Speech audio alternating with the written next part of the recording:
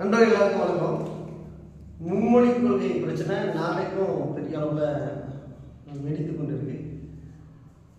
மும்மொழி கொள்கையை ஏற்றுக்கொண்டால்தான் தமிழ்நாட்டுக்கு உரிய நிதியை நாங்கள் கொடுப்போம் அப்படின்னு ஒரு மத்திய அரசு சொல்லியிருக்குது. இதை கண்டித்து தான் பரவலாக போராட்டங்கள்.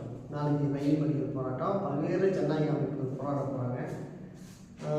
ஆனால் இந்த சிந்தனை எப்படி வருதுன்னு பாருங்க. இது மும்மொழி கொள்கையை ஏற்றுக்கோ அப்படின்னு சொல்றதுக்கு என்ன லாஜிக் இருக்கு? ஒரு மொழி, அந்த மொழி ஒரு மக்களுடைய உணர்வு, மக்களுடைய வாழ்க்கை, கருத்தியல், பண்பாடு முழுமையும் உள்ளடங்கினது தான் மொழி. ஒரு கருத்தை தெரியப்படுத்துறதுக்கும் வாழ்க்கையை உணர்வுபூர்வமாக நகர்ந்து செல்வதற்கும் பயணிப்பதற்கும் மொழி அடிப்படையானதாக இருக்குது. அந்த மொழியை விருப்பத்துக்கு ஏற்றபடியெல்லாம் மாற்ற முடியாது. நாளைக்கு ஒரு அரசு புதுசாக வர்றதுங்கிறதுக்காக மண்டையில் உள்ள தாய்மொழியை தூக்கி போட்டுட்டு நீ ஃப்ரெஞ்சை மண்டையில் தெரிஞ்சுக்கோ, ஆங்கிலம் அல்லது ஹிந்தி வேற மொழியை மண்டையில் போட்டுட்டு அதை பேசுன்னு சொன்னால் பேச முடியுமா? தாய்மொழியை மொத்தமாக எடுத்து தூக்கி போட முடியுமா? அது என்ன பெண்றைவா டக்குன்னு காட்டி மாட்டி தூக்கி போட? மொழி ஒரு உணர்வுபூர்வமான மொழி. எந்த மொழியை நான் பேச வேண்டும், விருப்பப்பட்ட மொழியை நான் படிக்கணுமா வேணாமா என்பதையெல்லாம் நம்ம தான் முடிவு பண்ணுறோம். வாழ்க்கை சூழல் தீர்மானிக்குது. வெளி மாநிலத்திலிருந்து வரக்கூடிய குஜராத்தியோ அல்லது வேறு மாநிலத்தை சேர்ந்த மனிதர்களோ தமிழ்நாட்டுக்கு வரும்போது தமிழை டுட்டோரியலை படிச்சுட்டு வந்துட்டு இங்கே வரல.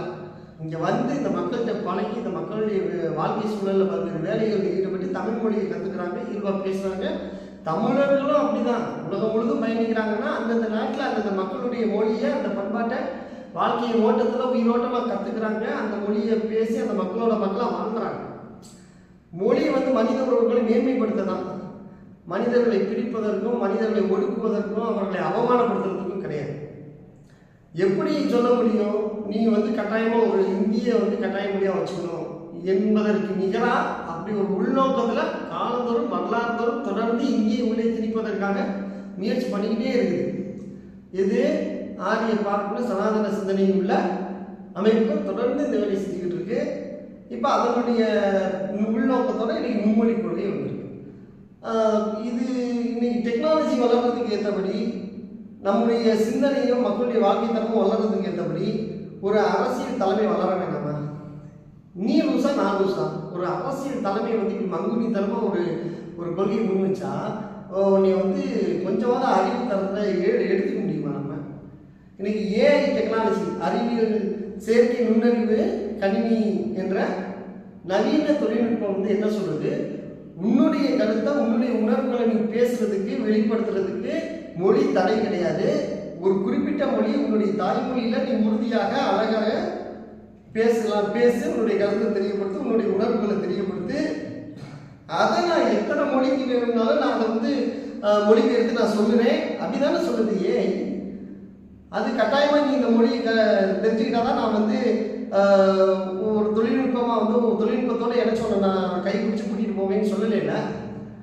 ஒரு மொழியில் பேசுகிறான், மலையாளியில் பேசுகிறாங்க அப்படின்னா கேட்குறவங்க எனக்கு இங்கிலீஷில் அது டிரான்ஸ்லேட் ஆகணும் அல்லது ஃப்ரான்ஸில் டிரான்ஸ்லேட் ஆகணும், தமிழில் எனக்கு கேட்கணும்னு சொல்லி டியூன் பண்ணிட்டு வச்சா கேட்குறவங்களுக்கு பேசுகிற அதே நேரத்தில் அதே மொழியில் கேட்குது.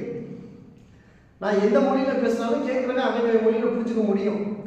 அந்த உயரத்துக்கு ஏஐ தொழில்நுட்பம், நவீன தொழில்நுட்பம் வளர்ச்சி அடைஞ்சிக்கிட்டு இருக்கும் பொழுது சம்மந்தமே இல்லாமல் தொழில்நுட்பத்தின் முன்னேற்றத்துக்கு பின் சேர்ந்து போகாமல் நீ பாதாள கிணத்துல பாதாள சாக்கடையில் விழுகிற மாதிரி நீ மொழி கண்டிப்பாக கற்றுக்கிட்டு தான் ஆகணும் அப்படிங்கிற ஒரு சூழ்நிலை உருவாக்குனா இது முட்டாள்தனமாக இல்லை. உனக்கு ஏன் இப்படி பதனது? ஏன் இப்படி இந்த நோக்கம் எதுக்காக? நான் என்ன நினைக்கிறேன், நீ டெக்னாலஜியோடு சேர்ந்து வளர்ற தகுதியோட நீ இல்லை. அதான் பிரச்சனை. இப்போ தமிழ் எடுத்துக்கிட்டேன்னா தமிழ் 1000 ஆண்டு காலம், 7000 ஆண்டுகளுக்கு முன்னாடி தொல்காப்பியம் என்ன சொல்லுது? முதல் பொருள் என்பது பரம்பொருள் இல்லை, பருப்பொருள். முதல் என்பது நிலமும் பொழுதும். அறிவியல் தத்துவத்தை பேசுது. அறிவு என்பது 6 அறிவு, ஓரறிவு, ஈரறிவு, 6வது அறிவு மனநே, சிந்தனை, சிந்தித்தறிவது 6வது அறிவாக மனித இனம் இருக்கு அப்படின்னு தொல்காப்பியம் சொல்லுது 7000 ஆண்டுகளுக்கு முன்னாடி. அப்படி பழமைக்கு பழமையாக, முதுமைக்கு முதுமையாகவும், இன்னைக்கு இளமைக்கு இளமையாகவும் தமிழ் இருக்கு. இன்னைக்கும் பழைய தமிழ் அற கருத்துக்களை சிந்தனைகளை எல்லாம் குழந்தைங்க வந்து திருக்குறளாகவும் ஆத்திச்சூடியாகவும் பேச முடியுது, புரிஞ்சுக்க முடியுது, பாட முடியுது. செயற்கை நுண்ணறிவு கணினியில் போய் ரொம்ப அற்புதமாக தமிழ் மொழி போய் உட்கார்ந்துக்குது. அந்தளவுக்கு ஒரு உணர்வுபூர்வமாக தொழில்நுட்பத்தோட இணைந்து மக்கள் வளர்றதுனால தான் சுயமரியாதையோட, சமூக மரியாதையோட, ஒழுக்கத்தோட, அரசீற்றத்தோட வர முடியுது. ஆனால் இந்த தகுதி உனக்கு இல்லை. ஏன்னா நீ சொல்கிற மொழியில் பண்பாடு இல்லை, அறிவியல் இல்லை. அது என்ன சொல்லுது? ரொம்ப காட்டுமிராண்டித்தனமான வாழ்க்கையை சொல்லுது. எதிரிகளை எப்படி அழிக்கணும், எப்படி கொடூரமாக நடந்துக்கணும்னு சொல்லுது. ரொம்ப பாலுணர்வு உணர்ச்சிகளை, ரொம்ப ஆபாசத்தனமான மஞ்சள் பொறுக்கித்தனமான பண்பாடைகள்லாம், பாலுணர்வு வன்முறைகள்லாம் பேசுது. இப்படிப்பட்ட ஒரு மொழியை போயிட்டு நீ வந்து தாய்மொழியாக கூட பேசுற. எந்த மாநிலத்திலும் தாய்மொழியாக சமஸ்கிருதம் இருக்கு அல்லது ஹிந்தி இருக்கு. இந்தியில் அப்படி ஒன்றும் பண்பாடு இல்லை, அறிவியலும் இல்லை. அப்போ அதை போயிட்டு ஏஐ கிட்ட போய் நீ சொல்ல முடியுமா? ஏஐ கிட்ட வந்து நீ தொழில்நுட்ப தகுதிக்கு ஏற்றபடி இந்தியை பயன்படுத்த முடியுமா? சமஸ்கிருதத்தை பயன்படுத்த முடியுமா? அது வந்து மொழிபெயர்த்து சொல்ல முடியுமா? மொழிபெயர்க்கிறதுக்கு தேவையான கருத்தியல்கள் அந்த மொழியில் இருக்கா அப்படின்னா இல்லைங்கிறதுனால நீ பதட்டப்படுற, பயப்படுற. இப்போ நீ வளர்ச்சி அடைய முடியலைங்கிறதுனால நீ என்ன பண்ற? ஒரு சமூக குற்றவாளி போல நீ நடந்துக்க. ஏன் கண்ணு நொல்லையா இருக்குங்கிறதுக்காக இதை சரிப்படுத்துறதுக்கு, குணப்படுத்துறதுக்கு கூட உள்ளவர்களுடைய உதவி நாடாமல், அவர்களோடு சேர்ந்து நீ பயணிக்க தயாராகாமல் நீ என்ன செய்யற? எனக்கு ஒரு கண்ணு நொல்லையா இருக்கு, அதனால 2 கடையை நான் நோண்டினேன்னு சொல்றேன்னா நீ இவ்வளோ குரூரமான ஆளா இருக்க, இவ்வளோ மோசமான ஆளா இருக்க. அப்போ இந்த தன்மை தான் ஒரு தலைமையாக இருக்கக்கூடிய மத்திய அரசுகிட்ட வெளிப்படுதுன்னு நாம் பார்க்குறோம். மும்மொழி கொள்கை ரொம்ப மோசமான, மீண்டும் தமிழகத்தை 1964 கட்டத்தில் மொழிப்போர் காலகட்டத்துக்கு கொண்டு போகுது.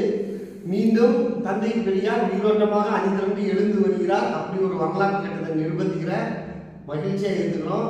நாடு சும்மா விடாது, ஒழுங்காக திருந்த போகிற, இல்லைன்னா திருத்த வேண்டியது வரும். நண்பர்களே, மும்மொழி கொள்கையை எதிர்ப்போம், விரட்டி இருப்போம், தாய்மொழியை நிலைநாட்டுவோம்.